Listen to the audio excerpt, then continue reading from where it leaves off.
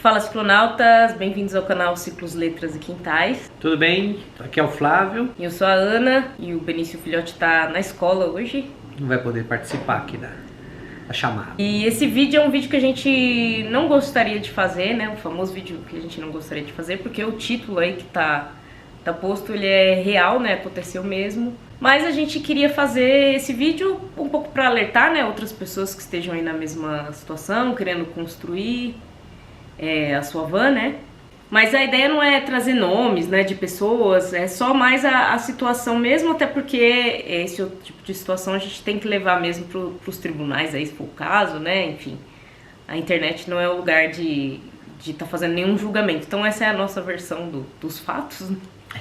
É mais a ideia de compartilhar, né? Infelizmente uma experiência ruim que aconteceu com a gente. Então, o que aconteceu é que no começo do ano, nós procuramos pela internet, estava querendo construir, e conhecemos uma pessoa e achamos bem interessante, né? Ele oferecia uma proposta legal de só fazer a mão de obra e a gente entrar com as peças. E a gente foi lá conhecer o salão dele, não era perto de casa, uns 30 minutos aqui da nossa casa, isso facilitava bastante. E conhecemos o salão, ele tinha um salão grande, quando nós chegamos lá tinha uma van e uma Kombi, né, que estava lá. Duas vans Sprinters e uma Kombi. Então aí a gente fez a conversa com ele, a gente sentiu uma segurança ali no local e fizemos um contrato com ele. Fizemos um contrato, redigimos, assinamos, reconheceu firma, tudo certinho, né? É legal isso que você fala, que a gente sentiu uma segurança no local também, né? Porque acho que isso é importante, depois vocês vão entender. Porque como era um salão grande, era bem localizado, assim, né? A gente achava que tava tudo certo, né? Ele tinha CNPJ. Que a pessoa teria condições de tá fazendo. Embora ele, já na apresentação, ele tinha dito que tinha desfeito recentemente uma sociedade, né? Que poderia ter já dado um alerta para nós, mas parece para nós, o nosso entendimento era que de fato ele tinha interesse em ter um negócio ali, né? Em construir motorhomes, né? A gente viu na rede social, a gente mandou mensagem, então parecia alguém idônea, né, assim, em princípio. Desde o início a gente acabou percebendo que tinha se metido numa encrenca, assim, foi bem rápido, porque o contrato que a gente fez, a gente pagou metade da mão de obra, já de uma vez. O restante, até o final, a gente ia parcelar conforme o andamento da obra. Mas a gente viu que não andava, a construção não andava. A gente tentava ir lá, tentava ver o que estava acontecendo. Só as outras vans andaram, importante dizer isso, né? Tinha uma Kombi que não andou, né? Uma Kombi... A Kombi não fez nada na Kombi. Não aconteceu nada na Kombi, mas as Sprinters estavam caminhando ali a obra, né? Ele sempre trazia uma conversa fiada, né? Digamos assim, né? Agora a gente percebe.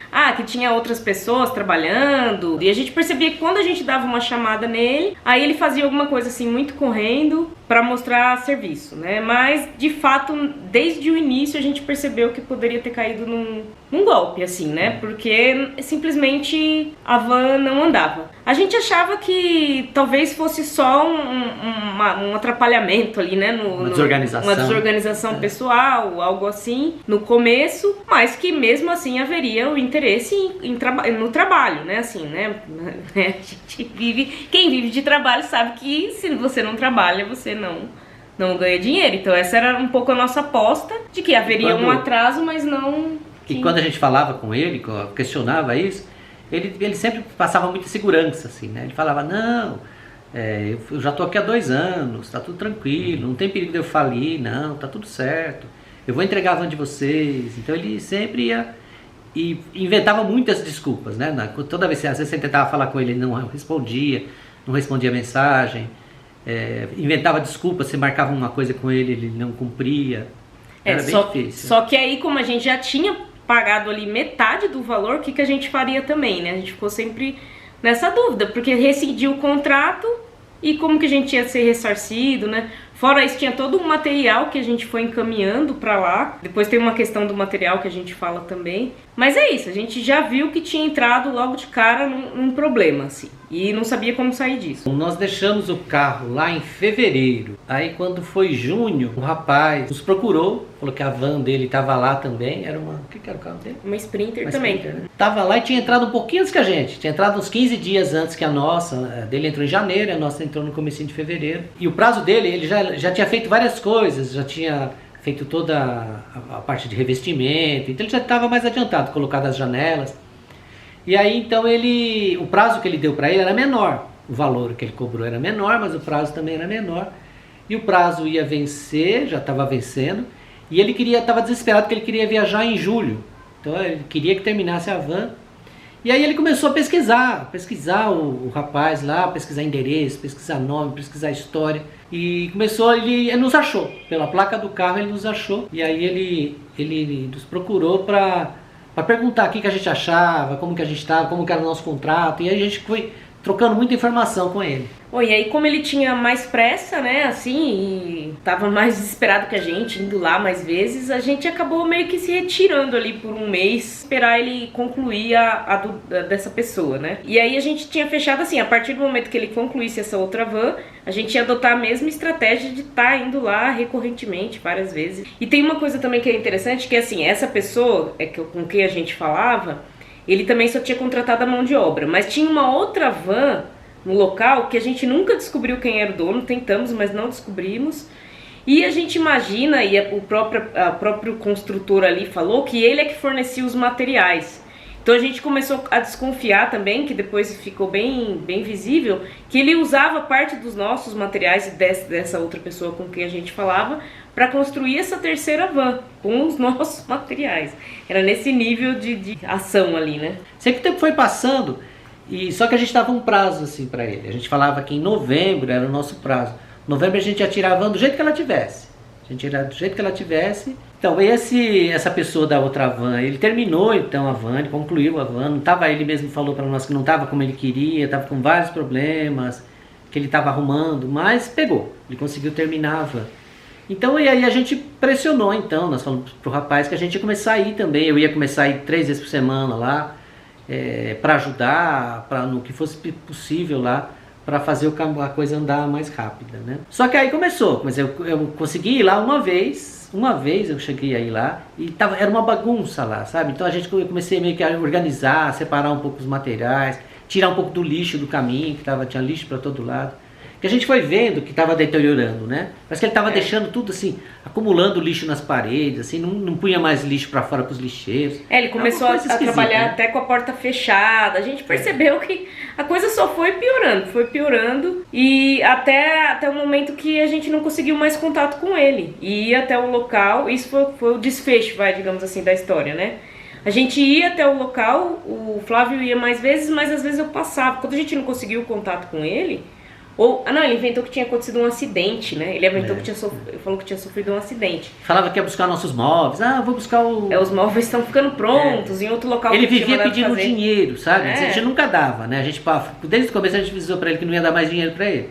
Mas ele ficava inventando motivos para pegar dinheiro. Ele falava assim, eu preciso buscar os ferros, preciso pagar a gasolina pro rapaz ir buscar os ferros, né? Ficava inventando histórias assim. E aí até o dia que fechou de vez, e aí ele falou que tinha sofrido um acidente, não respondia mais celular. Falou que tinha sumido o celular, quebrado. Sempre pensa em só história mal contada.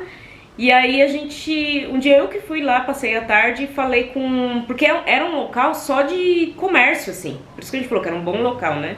Vários salões. E aí eu perguntei num dos locais em cima, que era inclusive onde a gente mandava material, quando ele não tava lá, ele pedia para entregar nesse outro local. E aí eu fui perguntar, olha, mas, né, aí a primeira coisa que o cara falou pra mim, assim que possível, tira seu carro daí. Tem um outro carro de um colega meu que tá lá e não consegue tirar também, enfim. Já tinha tudo ido pro saco, né? E aí ele passou o endereço do dono do salão pra gente, o endereço comercial, que era uma pessoa, aí é que é a surpresa, né? Era uma pessoa que era dono de todos aqueles salões comerciais, dono de um super comércio de carros na principal avenida ali da cidade, né? E simplesmente não tinha feito um contrato de locação com o fiador, por exemplo, para essa pessoa, que possibilitou toda essa sequência de problemas aí, né? Ele falava para nós que o contrato dele não valia nada. Ele falava, esse contrato que eu fiz com ele não vale nada. Ele dizia assim. Inclusive a gente acha que... Porque o que ele fez? Ele colocou uma tranca por fora do salão. A gente acha que é de forma ilegal, né? Assim, provavelmente. Ninguém autoriza esse tipo de coisa. Ele tinha que ter entrado com uma ação de despejo, enfim. Mas a gente não quis nem saber dessa confusão, né? A parte, né? A gente queria só resolver a nossa ali. E aí foi assim que a gente conseguiu também. A pessoa apareceu, né, sem acidente nenhum, sem ter acontecido nada, como de fato não tinha acontecido. E aí em algum momento até eu tive que ir sozinha, né, buscar a van, porque o Flávio não pôde ir naquele dia, que foi um fim de tarde também, que o Flávio tinha um compromisso. Falei, não, eu vou. Né, meu pai se ofereceu pra ir junto, eu fiquei até, não precisa, porque se fosse pra ser uma situação assim mais tensa, não ia adiantar nada ele estar ali, e se fosse pra se resolver pacificamente, pelo menos ele não ia passar esse nervoso, então eu acabei indo. E aí peguei a van e parte dos materiais, né? Nitidamente o nosso material foi usado realmente, de fato, nessa outra van. A gente acredita que foi isso que aconteceu. E aí foi isso, né? Depois que pegamos a van, pegamos parte do material.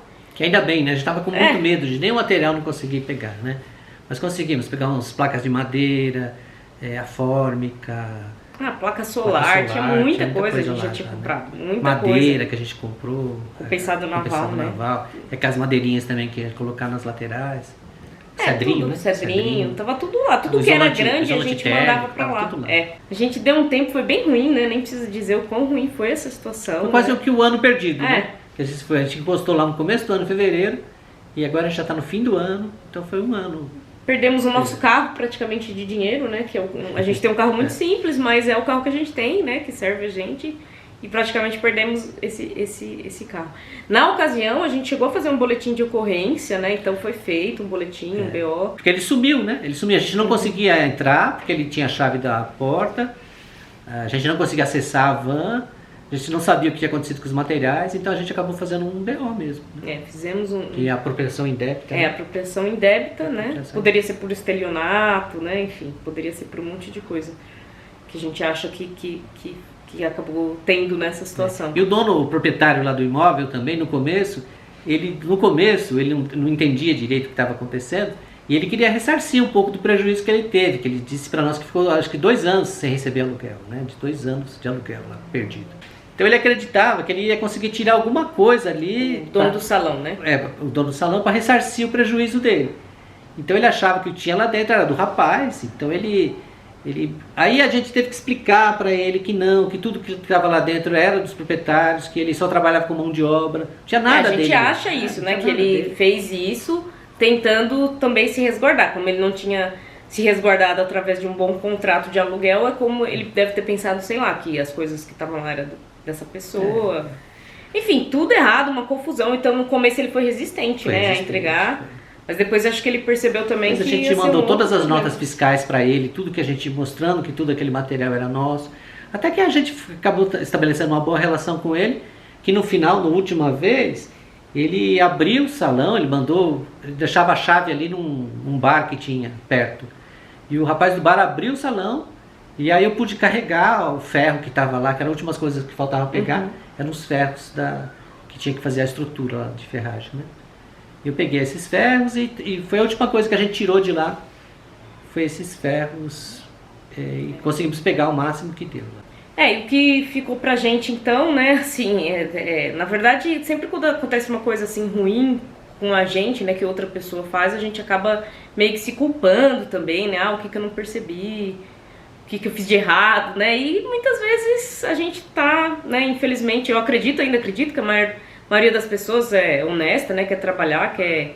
Até essa pessoa, quem sabe, um dia vai poder se organizar melhor na vida e sei lá, né, não quero nem saber, mas... Enfim, o que a gente percebe, né, que com esse boom que teve também de fabricação de motorhomes, tem acontecido, né, a gente vê relatos até com empresas maiores de problemas, então ninguém tá livre disso também, né, de ter problema de fato, né, como lidar com isso, como se resguardar. Eu acho que o contrato é muito frágil, né, você não consegue ter um fiador, por exemplo, né, como é numa locação de casa. Então o que a gente vê, o ideal mais do que um contrato é você tentar minimamente conhecer essa pessoa, ter boas indicações, né? Mas é difícil, né? O que a gente tá tentando, né? E acho que agora a gente vai acertar, né? É difícil porque você vê, a gente nessa procura por ele, a gente acabou achando o site dele, entramos em contato com uma pessoa que tinha feito lá o motorhome com ele, e o cara super feliz com ele, com o trabalho. falou, eu tirei de um lugar que não estava dando certo, contando a mesma história com ele, né? Eu tirei de um outro lugar, liguei, veio lá pra ele, lá ele arrumou, lá ele melhorou. É que era um outro tipo de relação, né? Ele fazia pequenos reparos, né? Não então assim, às vezes o que é bom para um também, isso não é motivo suficiente para você também ter certeza se vai dar certo ou não para você, né? Mas acho que pelo menos ali foi um problema de idoneidade mesmo, assim, a gente passou por um golpe, assim, né? A gente tem muita certeza disso, não foi só uma pessoa que se embananou e né, faliu, né? Que pode acontecer também. Não, também foi isso, mas a pessoa não tinha honestidade de lidar com isso, com a gente de forma mais transparente, né? Então o que a gente viu é isso, a gente aprendeu é isso, né? Que não basta o preço, né? O preço local, a gente tentou algumas coisas, né? Se ressarcir de algumas formas. Mas agora o que a gente tá apostando então é isso, tá conhecendo essa pessoa melhor, pessoalmente mesmo assim, pessoas que a gente conhece, né? E tentar parcelar o máximo possível do pagamento, né? Assim, ao decorrer da obra, né? A gente se arrepende de ter dado metade do valor, né? Assim, né? A gente nunca devia ter feito isso. Jamais devia ter feito isso, né? Nem era um valor alto, como a gente falou, né? Menor do que o nosso atual contrato, que depois a gente vai contar. Mas mesmo assim é um valor, qualquer valor, né? Todo mundo sabe a dificuldade que é ganhar dinheiro, né? Mas é isso, a gente tá compartilhando mais essa experiência, até porque as pessoas vinham acompanhando, muita gente até próximo pergunta, né? O que aconteceu, como que tá a van, a gente tirou os vídeos do canal, não faz o menor sentido ter esses vídeos no canal. Mas seguimos, agora já mais tranquilos, né, assim, de que, de fato, esse tipo de coisa também acontece, infelizmente, e aconteceu com a gente, né. E a ideia desse vídeo um pouco é fechar essa história, né, fechar esse capítulo, virar essa página e começar uma nova história agora aí, né. E bem melhor, né, a gente acredita. A gente acredita que sim. É isso então, até o próximo vídeo, quem sabe um pouco mais frequente, mas tá tudo bem, tá. Em breve a gente vai tê-la. Em breve mostramos de novo. Isso mesmo. Até o próximo vídeo. Até. Tchau, tchau.